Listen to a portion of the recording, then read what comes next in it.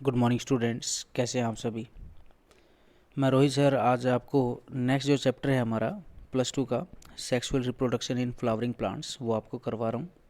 इसके जो इम्पोर्टेंट जो नोट्स हैं जो एग्ज़ाम के पॉइंट ऑफ व्यू से हैं और आपके एस्टेट में काम आएंगे। अभी आपका जो एस्टेट का एग्ज़ाम होने जा रहा है और आर्मी वेलफेयर एजुकेशन सोसाइटी में जो एग्ज़ाम होने जा रहा है तो उसमें ये क्वेश्चंस पूछे जाते हैं। तो आप इसको एक बार अच्छे तरीके से एक बार रिवाइज़ कीजिएगा। अगर आप जुड़ना चाहते हैं तो जुड़ सकते हैं, क्योंकि फ्री ऑफ कॉस्ट है, आपको कोई पैसा खर्च नहीं करना है, वैल्यूएबल आपको स्टडीज़ मिलेंगी। तो स्टार्ट करते हैं हम sexual reproduction in flowering plants से। चैप्टर का नाम से ही आपको क्लियर होगा कि हम केवल प्लांट्स के बारे में ही यहाँ पर सेक्सुअल रिप्रोडक्शन की ही बात करने जा रहे हैं। तो रिप्रोडक्शन का मतलब ही क्या होता है? रिप्रोडक्शन का मतलब होता है भाई perpetuation of a race as it in the older individuals undergo senescence and die. मतलब रिप्रोडक्शन एक प्रोसेस है जिसमें अपने पेरेंट्स क्या करते हैं, अपने जैसे ही यंग वंस क्या करते हैं, प्रोड्यूस करते हैं। बाद में उनमें बुढ़ापा आ जाता है और फिर वो लास्ट में क्या होते हैं बेटा, मर जाते हैं। और ये लगातार कंटिन्यूटी क्या है, चलती रहती है। ये नए आते हैं, पुराने चले जाते हैं। तो फ्लावरिंग प्लांट्स की अगर हम बात करें तो सेक्सुअल मोड ऑफ रिप्रोडक्शन होता है इसके अंदर, और ज़्यादातर इसके अंदर कॉम्प्लेक्स रिप्रोडक्टिव यूनिट्स आपको देखने को मिलेंगी। कॉम्प्लेक्स क्यों कहा? क्योंकि दो तरीके की यूनिट्स मिलती हैं आपको यहाँ पर, मेल और फीमेल रिप्रोडक्टिव यूनिट्स, या हम कहें मेल और फीमेल रिप्रोडक्टिव पार्ट आपको यहाँ पर देखने को मिलेंगे। और उसके अलावा इनके जो एसेसरी स्ट्रक्चर हैं साथ साथ में वो भी आप यहाँ पर डिस्कस करेंगे। सबसे पहले आता है बेटा प्री फर्टिलाइजेशन, क्योंकि डायग्राम बनाने की आवश्यकता नहीं है, डायग्राम आप बना सकते हैं, आपकी नोटबुक में दिया हुआ है अच्छे तरीके से।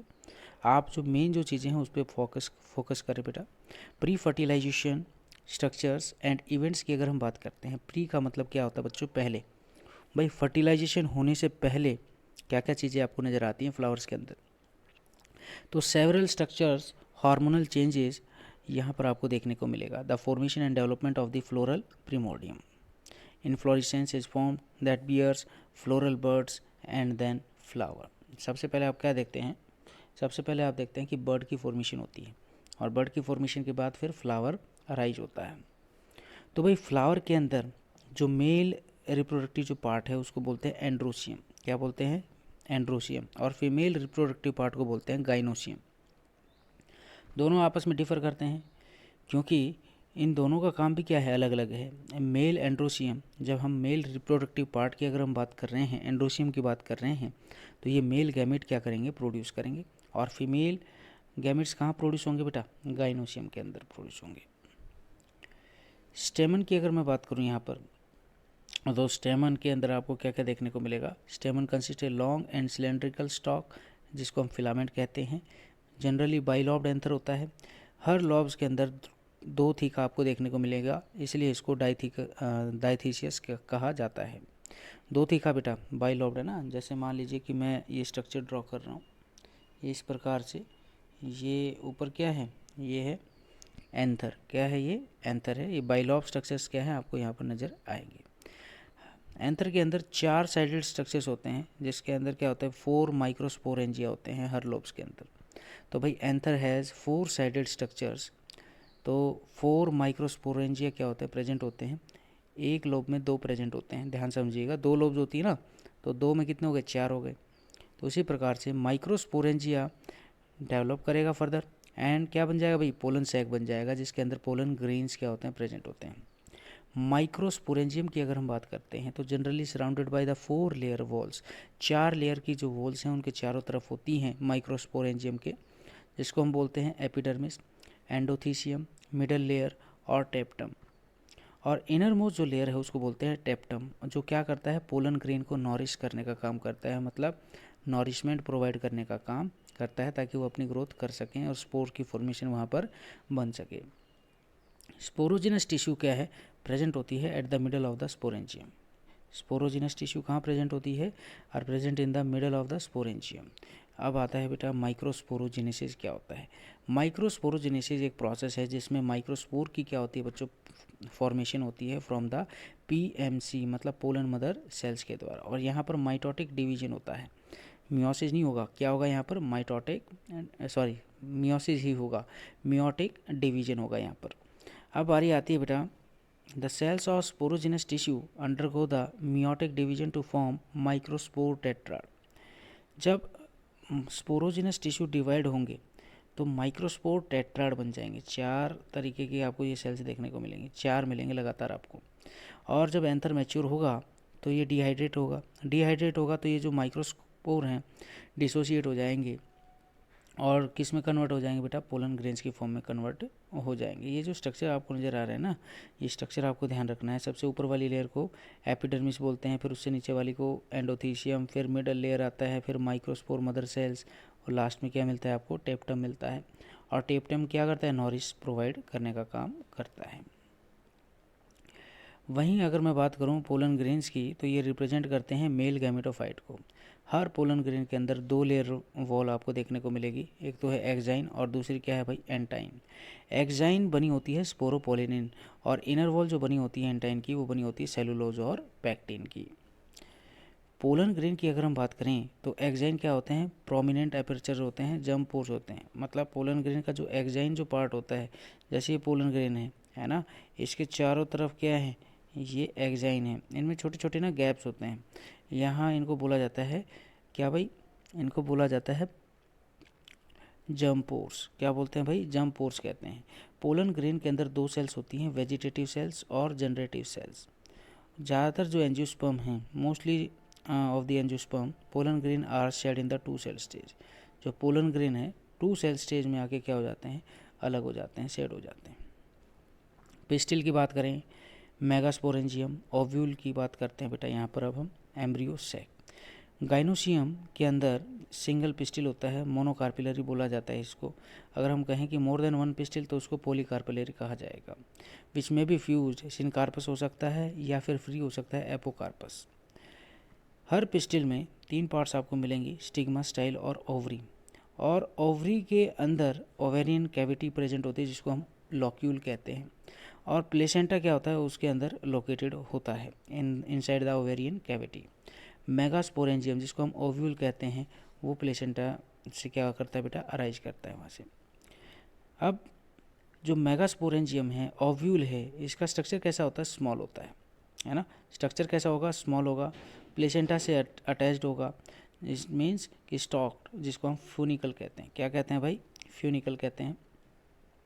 एम्ब्रियोजेनेसिस की अगर हम बात करते हैं तो ये एक प्रोसेस है, formation of megaspores from the megaspore mother cell. मतलब यहाँ पर एम्ब्रियोजेनेसिस हो रहा है ना, the process of formation of the megaspores from the megaspore mother cell, तो उसको एम्ब्रियोजेनेसिस कहा जाता है। ओव्यूल को हम डिफ्रेंशिएट कर सकते हैं single megaspore mother cells in the micropylar reason of the nucellus. MMC undergoes meiotic division, यहाँ पर भी मियोटिक डिवीजन के अंदर जाएंगे और यहाँ पर 4 मेगास्पोर क्या करेंगे, ये प्रोड्यूस करेंगे। अब बारी आती है यहाँ डायग्रामेटिकली भी देखने की। ज़्यादातर मोस्ट फ्लावरिंग जो प्लांट्स हैं उनके अंदर 3 मेगास्पोर क्या होते हैं बेटा, डिजनरेट हो जाते हैं। 3 तो डिजनरेट हो जाएंगे, केवल 1 मेगास्पोर क्या करेगा, डेवलप करेगा और वो फीमेल गैमेटोफाइट मतलब एम्ब्रियोसैक की फॉर्म में कन्वर्ट हो जाएगा।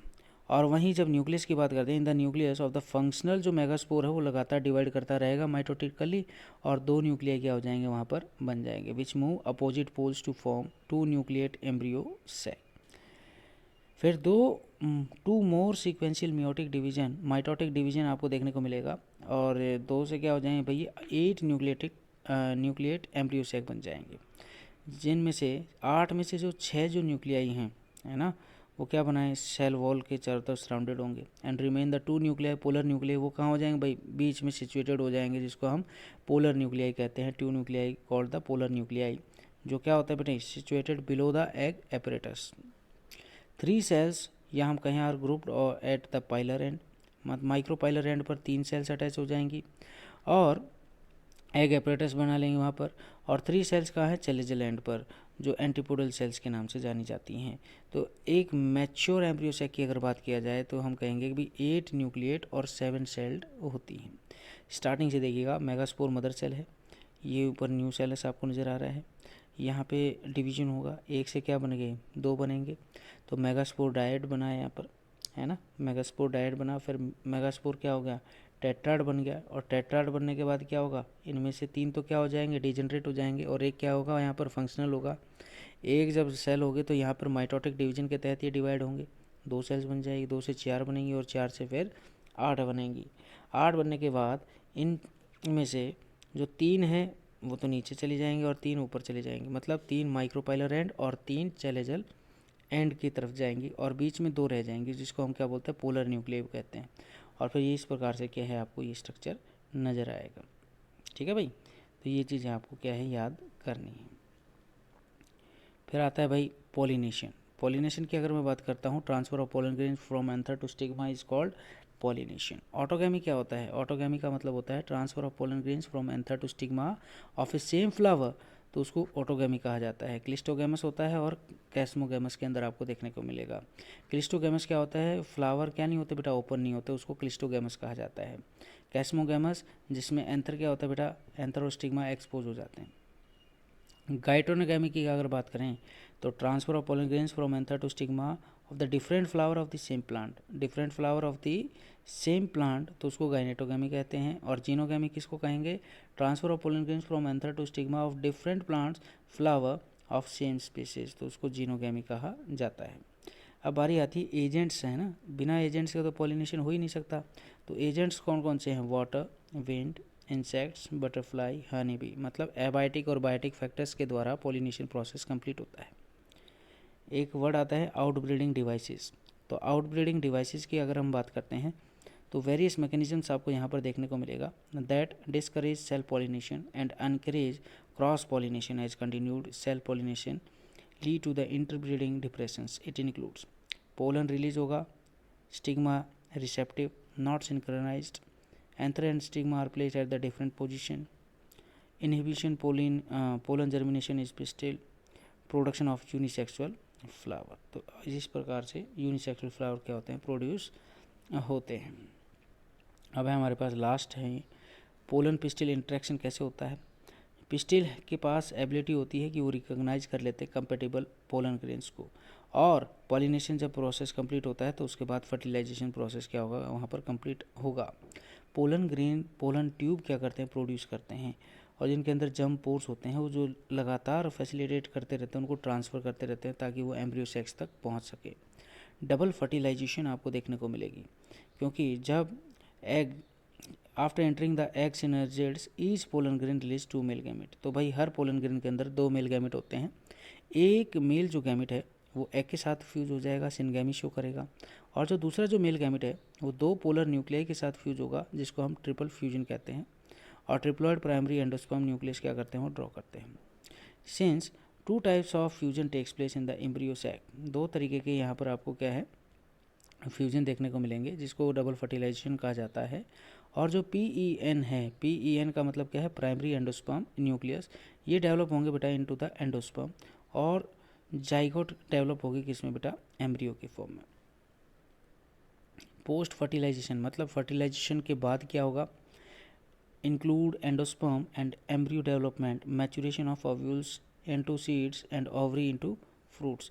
मतलब ये कह रहे हैं कि एंडोस्पर्म और एम्ब्रियो डेवलपमेंट, जब ओव्यूल की मैचुरेशन होगी तो वो सीड्स बन जाएंगे, ओवरी की मैचुरेशन होगी तो वो क्या बनेंगे, फ्रूट्स बनेंगे। एंडोस्पर्म की अगर हम बात करते हैं तो प्राइमरी जो एंडोस्पर्म सेल्स हैं वो डिवाइड करती हैं बहुत बार, और ट्रिप्लॉयड एंडोस्पर्म टिश्यू बना लेती हैं, जिसको हम रिजर्व फूड मटेरियल कहते हैं, कोकोनट की फॉर्म में। वाटर है हमेशा इसमें फ्री न्यूक्लियर एंडोस्पर्म की फॉर्म में मिलेगा। आपसे पूछा जाए कि न्यूक्लियर फ्री न्यूक्लियर एंडोस्पर्म किस में मिलता है, कोकोनट के अंदर वाटर की फॉर्म में। और जो वाइट क्रेनल जो पार्ट मिलता है उसको हम बोलते हैं सेलुलर एंडोस्पर्म। और वॉल जो है ओवरी की develop into the wall of the fruit, है ना, the wall of the ovary develop into the wall of fruit, उसको पेरिकार्प कहा जाता है। और ट्रू फ्रूट होते हैं तो केवल ओवरी क्या है, कंट्रीब्यूट करती है बेटा फ्रूट की फॉर्मेशन में कन्वर्ट होने के लिए। और फॉल्स फ्रूट में थैलामस क्या करता है, कंट्रीब्यूट करता है फ्रूट की फॉर्मेशन करने के लिए। एपोमिक्सिस क्या होता है, formation of seeds without fertilization, है ना, formation of seeds without fertilization apomixis कहा जाता है।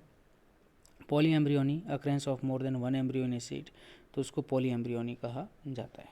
तो बेटा ये थे बहुत ही इम्पोर्टेंट जो नोट्स हैं, है ना, तो ये आपके काम आएंगे। इनको अच्छे से आप रिवाइज करें, 1 या 2 बार देखें। वीडियो अच्छी लगती है तो शेयर ज़रूर करें, ताकि ज़्यादा से ज़्यादा लोग जुड़ेंगे तो उतना ही बेटर रहेगा। लाइक शेयर कमेंट करना ना भूलें। आपसे कल मुलाकात होगी। जय हिंद, जय भारत एंड नमस्कार।